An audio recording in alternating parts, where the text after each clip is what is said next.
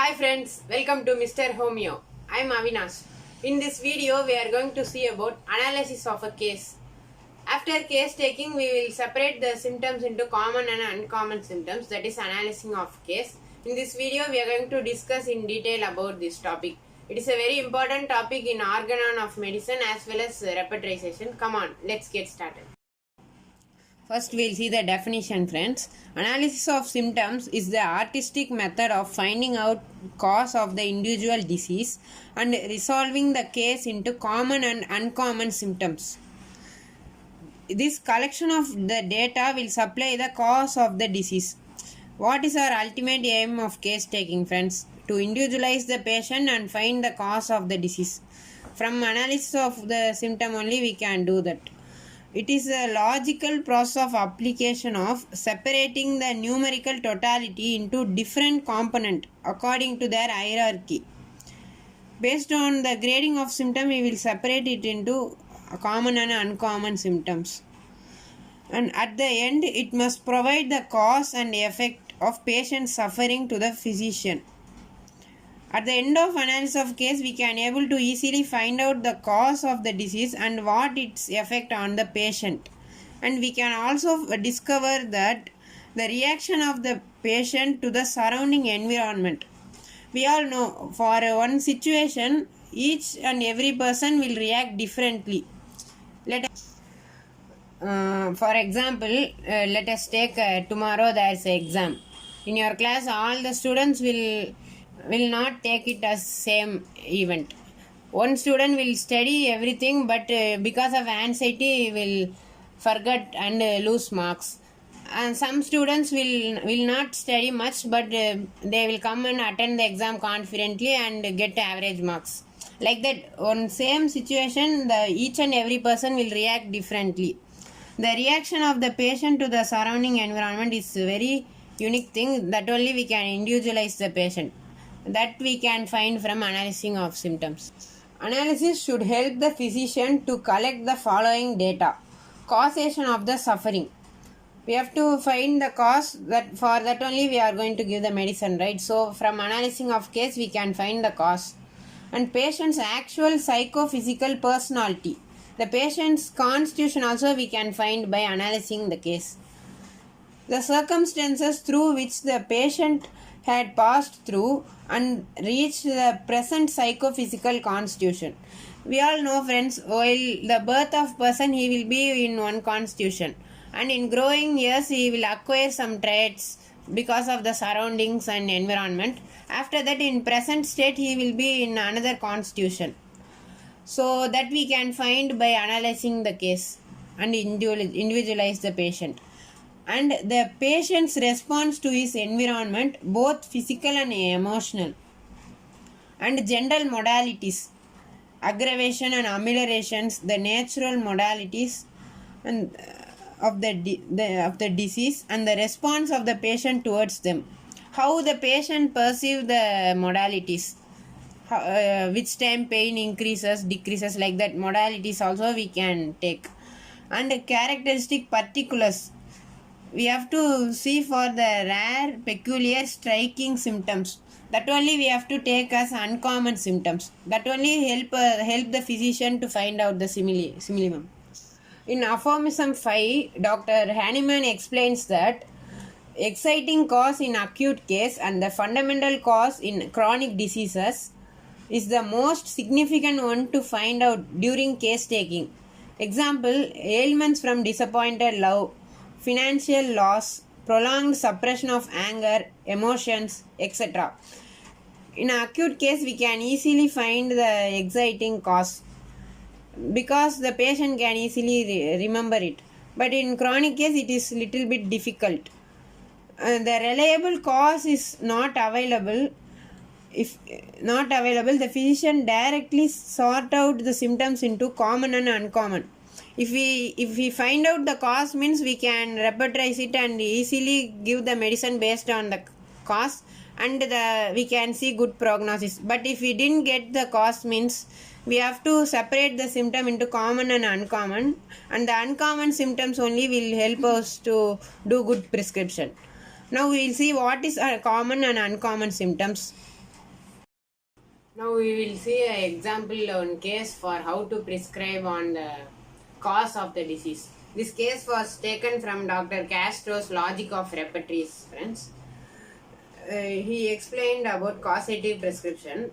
The case is an old man around 60 years was diagnosed of having congestive cardiac failure and hypertension.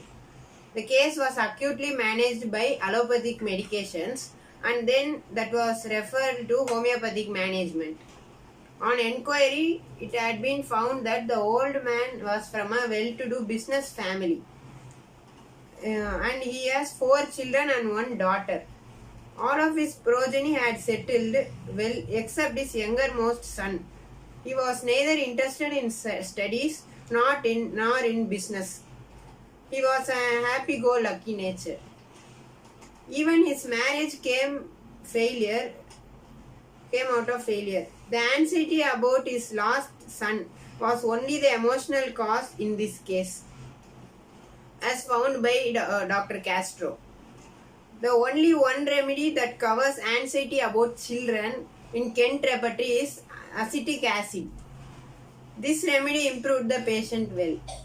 The anxiety about the future of his children is considered as cause of the disease in this case and not the common symptoms of congestive cardiac failure or any other symptoms of the case. So we have to give more importance to cause of the disease, friends. Now we will see the importance of common symptoms, friends. The common symptoms help in nosological diagnosis and disease management only. With the help of common symptoms, we can find what disease, which extent it is affecting the patient and what management we can give to the patient. That only, we can't prescribe the remedy only upon seeing the common symptoms. And these common symptoms to disease and some common symptom to the human race, like weeping on the death of dear ones, worried about financial loss, getting irritated if constantly provoked.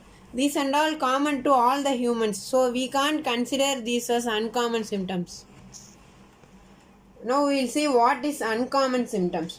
These are the symptoms which help to individualize the case and help the physician to in homeopathic prescriptions.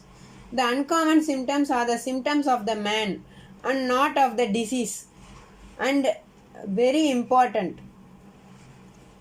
As our Dr. Kent said, we have to treat the inner man, not the disease. The man deranges, that only signs and symptoms produce.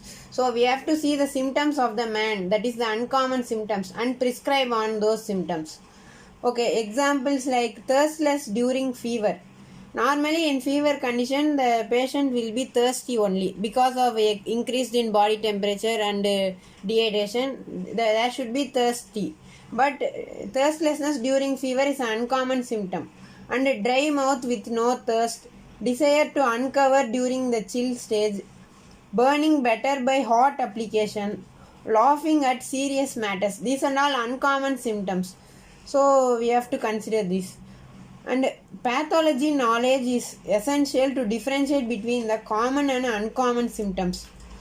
If we know normal in this disease what and all symptoms will come, if we know only, we can differentiate between common and uncommon symptoms. If we don't have sound knowledge in pathology, means it is difficult to separate between common and uncommon symptoms. For example, there are or 10 Japanese people standing, means if we see them we can't find differences. We will say all are looking alike. Likewise, they will see us and they will also say we are all looking alike. They can't find any differences.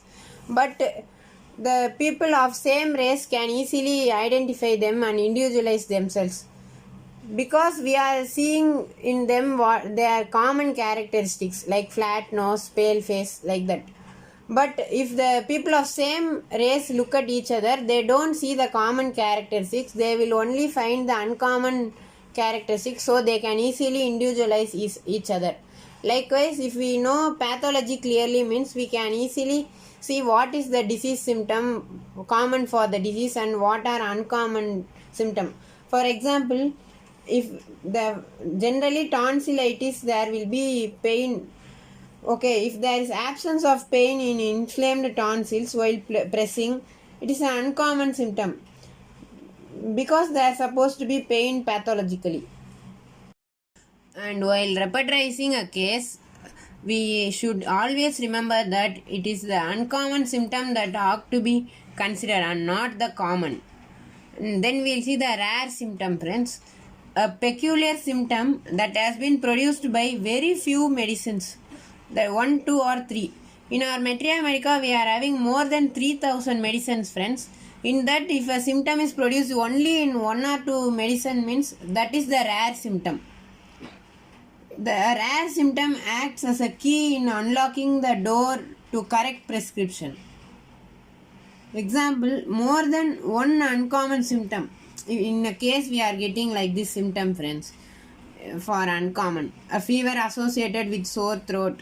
Fever having marked periodicity, that is same hour every day. Face red during chill stage and face pale during heat stage. Great thirst in chill stage and no thirst during heat stage. And sore throat better by taking solids and painful on taking liquids. I once again repeat the symptom, friends. You try to guess the remedy. Fever associated with sore throat. Fever having marked periodicity, repeating same hour every day. Face is red during chill stage and pale during heat stage. And great thirst in chill stage and no thirst in heat stage. Sore throat better by taking solids and painful on taking liquids. These are the characteristic symptom on Ignatia. Okay, if we get this uncommon symptom, we can easily characterize the patient and as well as we can find out the drug. Okay, if we get one rare symptom, let us take the patient is lacrimating during laughing. The patient cries when he laughs. Can you find out this symptom, friends, in any drug? It's a rare symptom. It is seen in only one remedy in our Metria Medica. You try to find this remedy and comment this below. I'll give you a clue. It is seen in Kent repertory in eye chapter and lacrimation. Find out the remedy and comment below, friends.